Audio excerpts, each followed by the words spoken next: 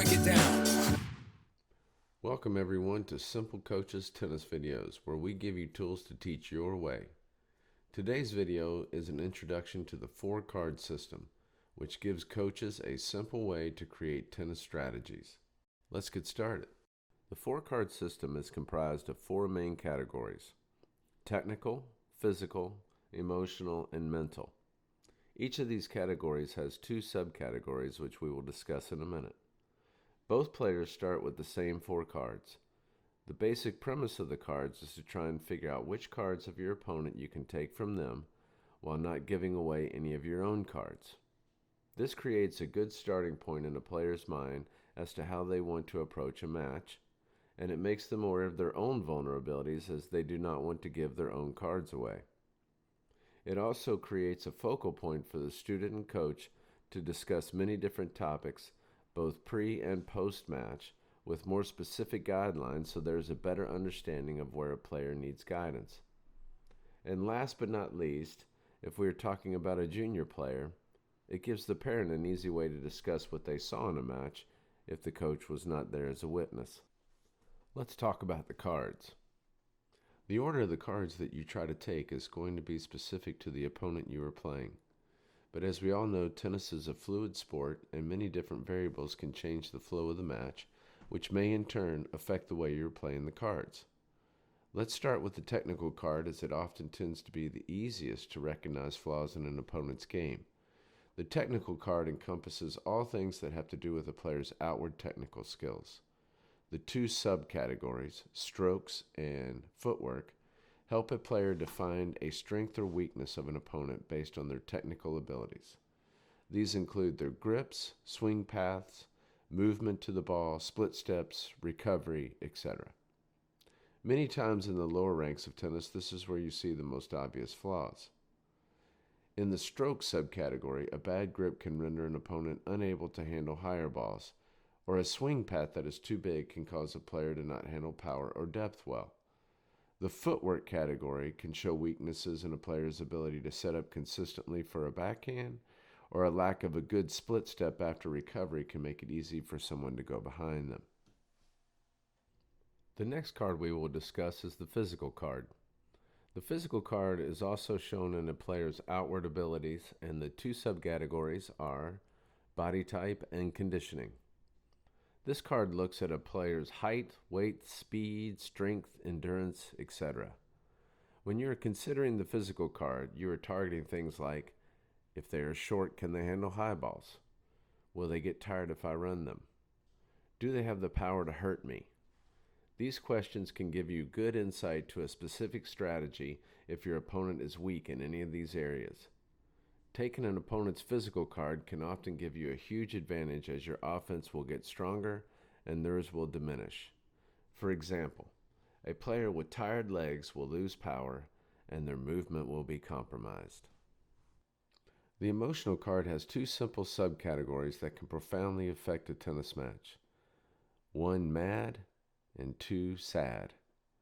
Things to think about with this card are your opponent's temperament, body language cues, and things that annoy them. Mad and sad may seem like 2 similar emotions, but they must be treated very differently. Both are weaknesses in an opponent's game, but one can be used as a strength against you if you are not careful. When an opponent gets mad, there is an initial flood of energy, and if channeled correctly, it can give them an edge on you. They may have more power during this time, and it may give them a boost of adrenaline that makes them harder to play. But if you weather the storm, mad can turn into chaos, which will lead to your opponent making an abundance of errors that will become like falling dominoes. Sad, on the other hand, is low energy. Your opponent is already defeated, and if you can stay focused and not give them any reason to re-engage in the match, you probably are going to have an easy road to the finish line. The last card is the mental card, and many would consider this one the ace of spades. The mental card's 2 subcategories are 1, focus, and 2, discipline. While there are external cues to the mental card, they are typically harder to spot, and a player with a good mental game can overcome many of the weaknesses found in the other categories. You should be looking for body language cues, eye control, and changes in strategy or patterns. You can find weakness in a player's focus by following their attention between the points. Are they looking around at other courts or at people in the stands? Are they talking to themselves out loud? If so, there is a good chance that they will also start to make errors in the discipline department. In fact, talking to yourself and looking around is a direct sign that someone is currently lacking both focus and discipline. A lack of focus and discipline leads to errors. Players get careless when they lose their mental card and make decisions and points that will help you beat them. You know a player is lacking discipline when they try for a winner in a defensive position and hit the ball in the net.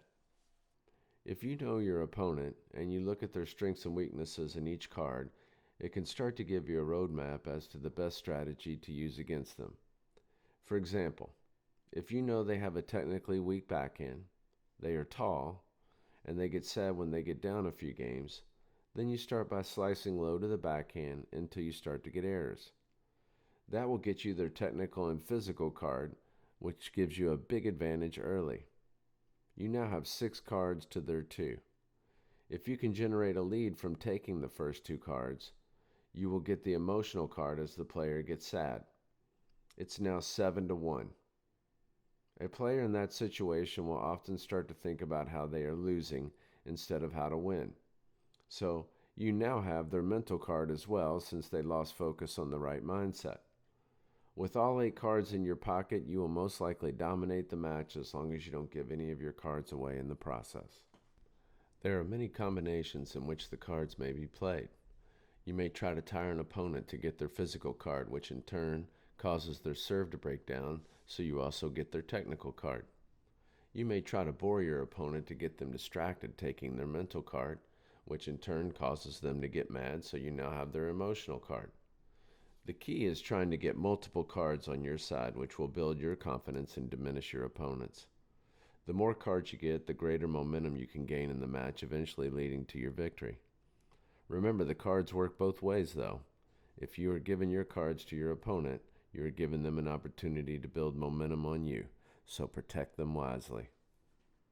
Thank you for watching the video. If you liked it, please subscribe below and keep looking for new content coming soon.